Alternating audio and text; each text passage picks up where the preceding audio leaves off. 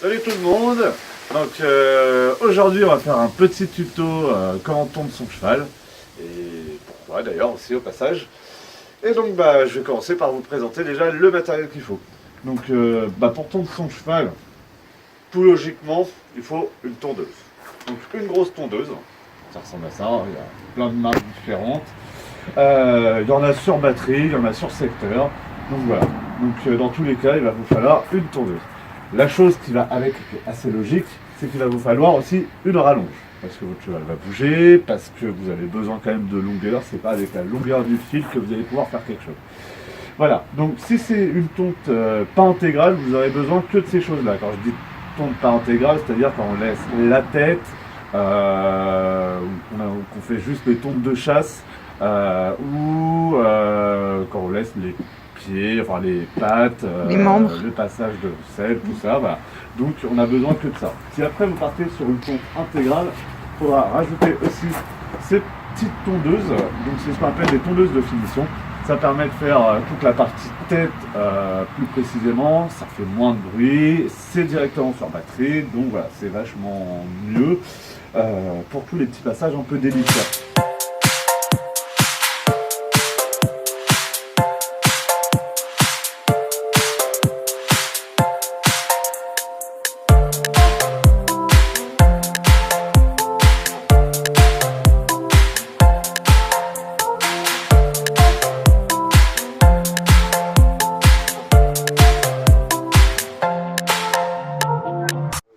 Donc, si je le tombe, lui, comme vous voyez, parce qu'il a déjà un poil énorme, que transpire beaucoup au travail, donc voilà, en général, pourquoi on tond à cheval, c'est pour ces raisons-là.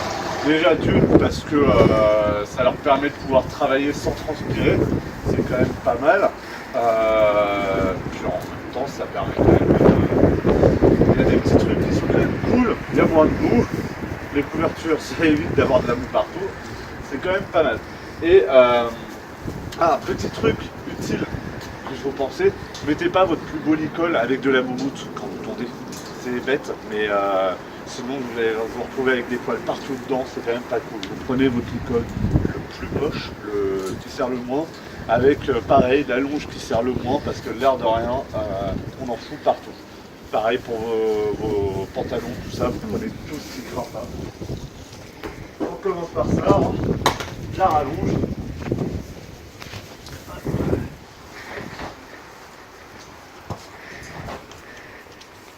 Vous prenez votre tondeuse.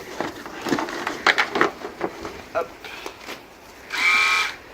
Et donc, sur la tondeuse, la chose à jamais oublier, il y a deux choses. Déjà en général, il faut les démonter régulièrement pour les entretenir. C'est-à-dire que vous avez une petite vis là. Attends, à la limite, je vais peut-être même le faire pour vous montrer.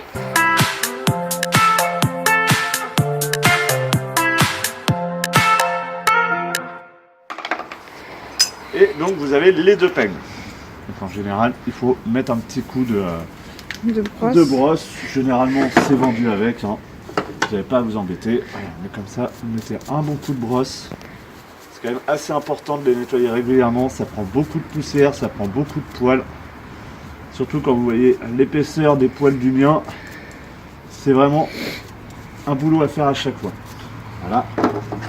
Ça permet quand même de vous garder votre matériel dans un bon état qui dure longtemps. Pas les changer tous les ans. Voilà, c'est important. Hein. C'est vraiment très important. Voilà. Hop. Et vous faites pareil à l'intérieur. La même chose. Le mécanisme, tout ça, il a besoin d'être propre. Il faut mettre un bon coup de brosse quand même à votre cheval pour essayer d'enlever toute la poussière, tout ce qui reste. Ça évitera d'encrasser aussi la tondeuse.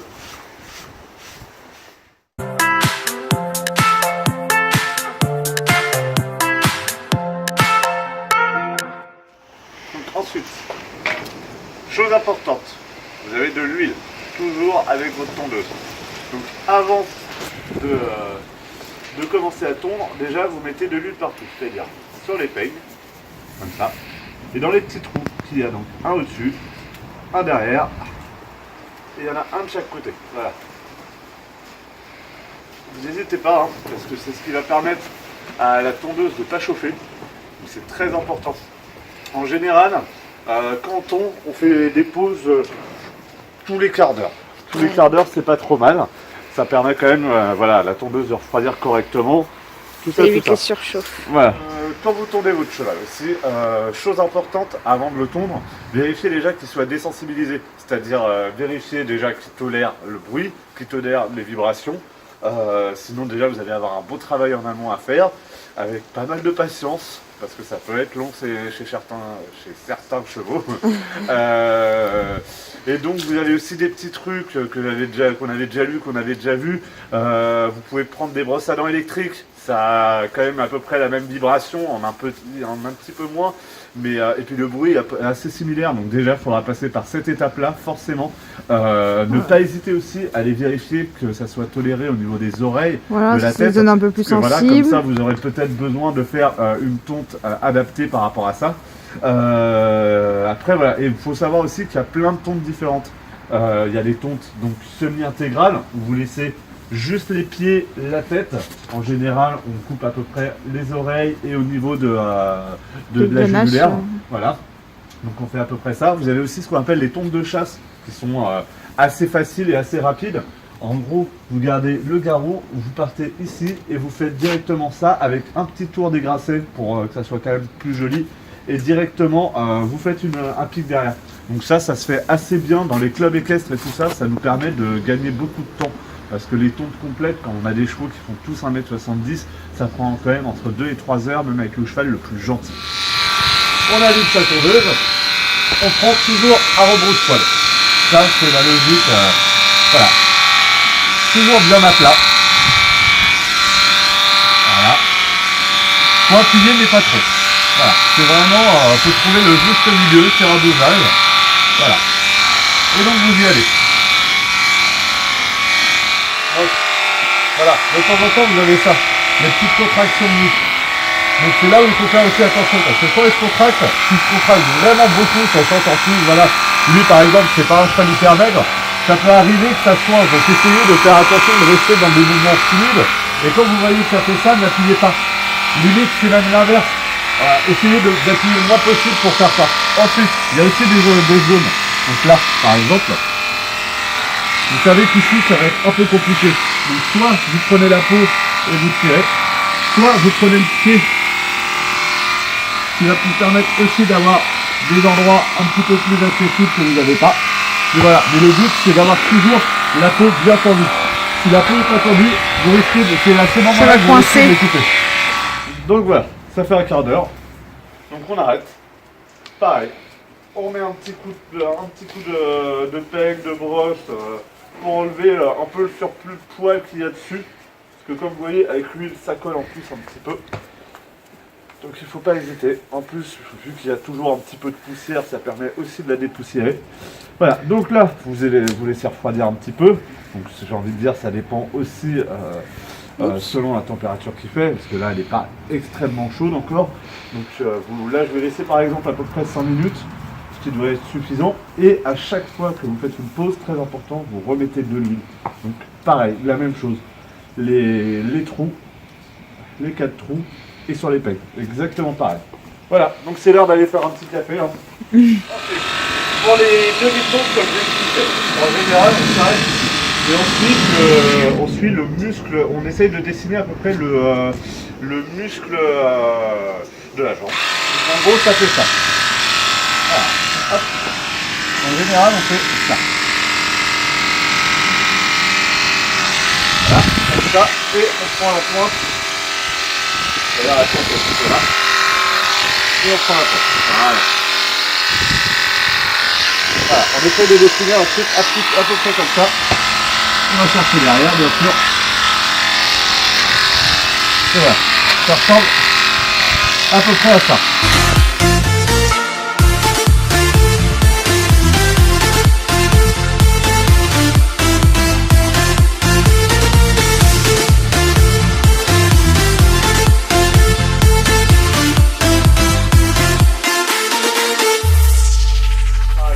De délimiter quitter à peu près vraiment au début des crins. Alors, il y en a qui laissent une petite marge, moi j'aime pas trop.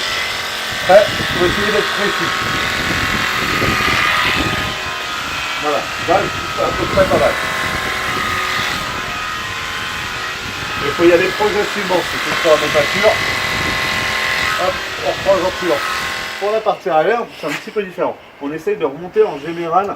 Donc c'est pareil, c'est à peu près le muscle ou la forme. Mais on essaye de remonter en général comme ça pour que ça fasse une espèce d'harmonie, on va dire, de la chose. Donc en gros, ça fait à peu près ça.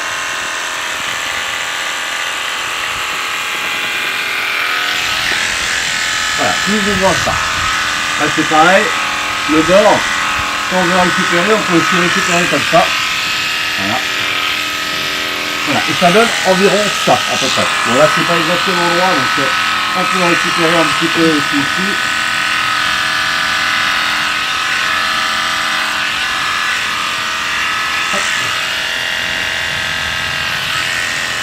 Voilà, et ça donne à peu près ça.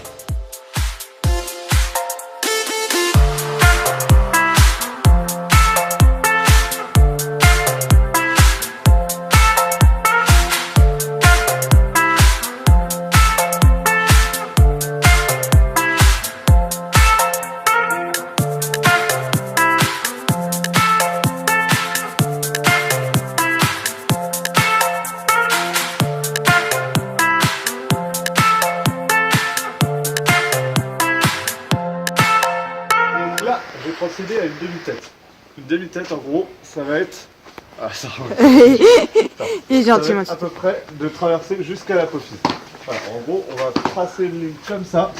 Arrête. Allez, quasiment jusqu'à la bouche. Et donc, on va enlever toutes ces parties-là. En général, on fait ça parce que, de toute façon, la partie de la tête, c'est la partie où le poil est le moins long. Donc, c'est assez facile. C'est pas très choquant, ouais, la différence. Ouais, et en plus, ça permet quand même de pas forcément toucher aux oreilles. Parce que pour la plupart, c'est quand même la partie vraiment sensible. Voilà, donc bon, après, là plus tard.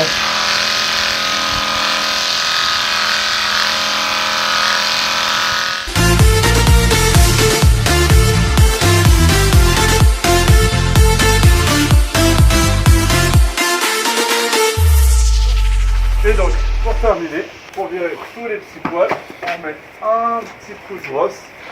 En plus, ça permet de voir s'il y a 2-3 petits trucs à fignoler.